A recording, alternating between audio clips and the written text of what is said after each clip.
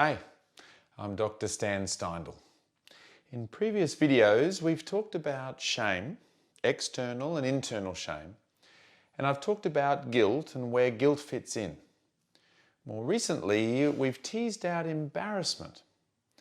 But what about humiliation?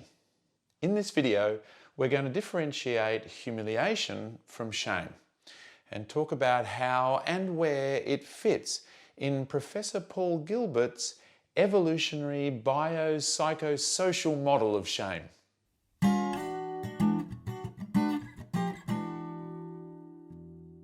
I've mentioned before a seminal book by Tracy Robbins and Tangney back in 2007 called The Self-Conscious Emotions Theory and Research, and in particular a chapter by Paul Gilbert called The Evolution of Shame as a Marker for Relationship Security. It was in this chapter that Gilbert outlined his evolutionary biopsychosocial model for shame. Gilbert talks about the evolution of the human brain over 2 million years and certain cognitive competencies that developed, including competencies around social monitoring, self-consciousness, and self-identity. These competencies evolved, of course, to aid in our survival and the survival of our species. It was important to keep an eye on how we were getting on in terms of our place in the group. All of this gave rise to self-conscious emotions. In terms of these self-conscious emotions, shame is very prominent. We experience external shame, that is, the belief that others see us as inadequate, inferior, unlovable, and no good. And we also experience internal shame, which in some ways is an internalized, submissive approach to coping with external shame. In internal shame, we simply believe ourselves to be inadequate, inferior, unlovable, and no good.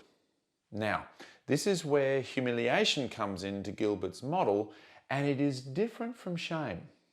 Just by the way, Gilbert has elaborated on distinguishing shame and humiliation in a recent book that you may wish to get your hands on.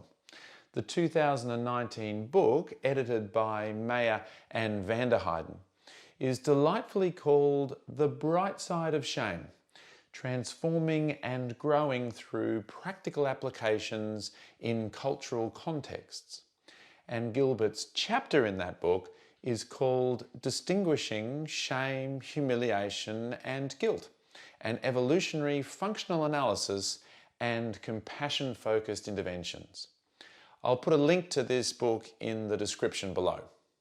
Anyway, according to Gilbert's model, humiliation emerges from the same self-conscious, socially competitive dynamics that relate to our place in the group. And there are a number of overlapping features between shame and humiliation.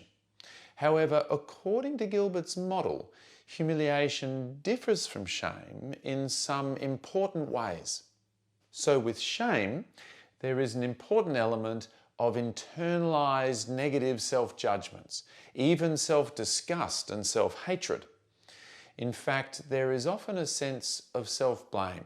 In other words, we blame ourselves for our perceived deficits and painfully identify with the shamed self as if the shamed self is the real self. This is not the case for humiliation. In humiliation, there is external attribution of blame. When we feel humiliated, it is the other, the person who has humiliated us, who we see as bad.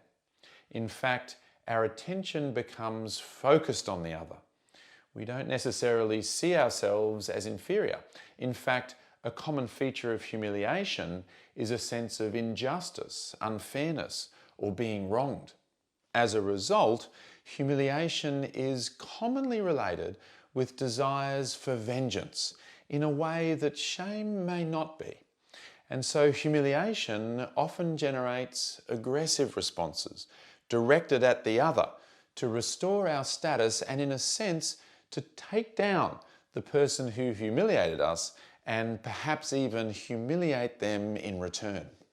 So in humiliation, we believe that the social put-down was unjustified, an injustice, and we feel as if we've been ridiculed, bullied, devalued by others, and so on, unfairly and unjustly. We have a sense of having been wronged. How dare you! In shame, we often experience fear and an urge to hide ourselves away. In humiliation, we experience anger and a desire for revenge. According to Gilberts' model, where internal shame is an internalizing, submissive response to shame experiences, humiliation is an externalizing, aggressive response. Of course, both shame and humiliation come along with a real sensitivity to being put down or judged by others. And they both relate to threat protection motives, especially protection from social threat. And they both come along with threat system activation, an increase in physiological arousal, and a whole range of complex emotions and complex cognitions, such as rumination. And we can experience both at the same time. We can feel a terrible sense of inadequacy, unworthiness, and shame, while at the very same time experience anger, aggression, and a desire for revenge as part of humiliation.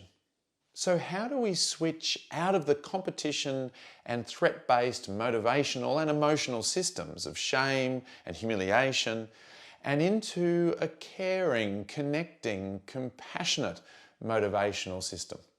Well, first, remember that we all just find ourselves here with tricky brains that were designed for us by evolution, not by us. We need to understand the way the mind works and bring awareness to all of this, that we get caught up in loops of the mind that can be very painful. It makes sense that you might feel shame or humiliation. It's not your fault.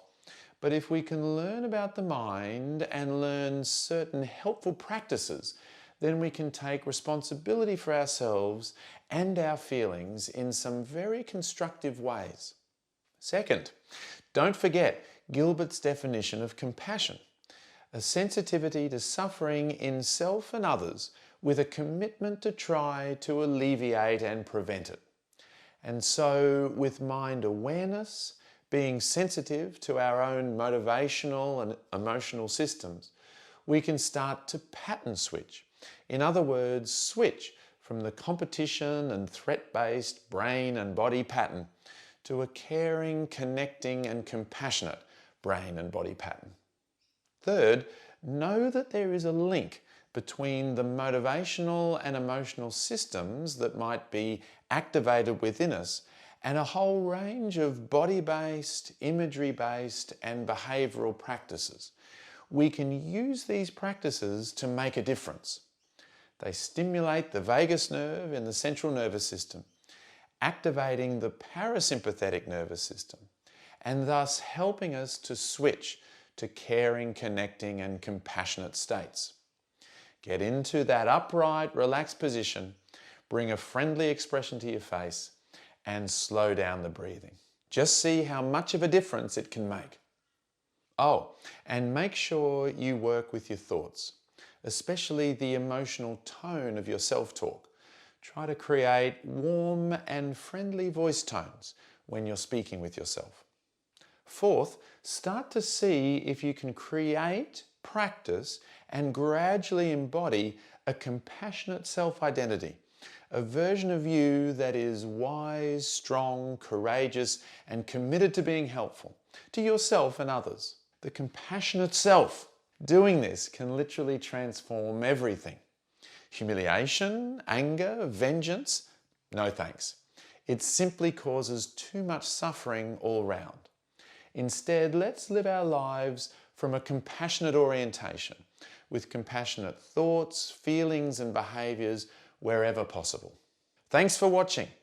If you would like to know more, check out some of my other videos on related topics. The links are in the description below. And do check out my book, The Gifts of Compassion, or perhaps be in touch about compassionate mind training. My next course starts on the 17th of February 2022.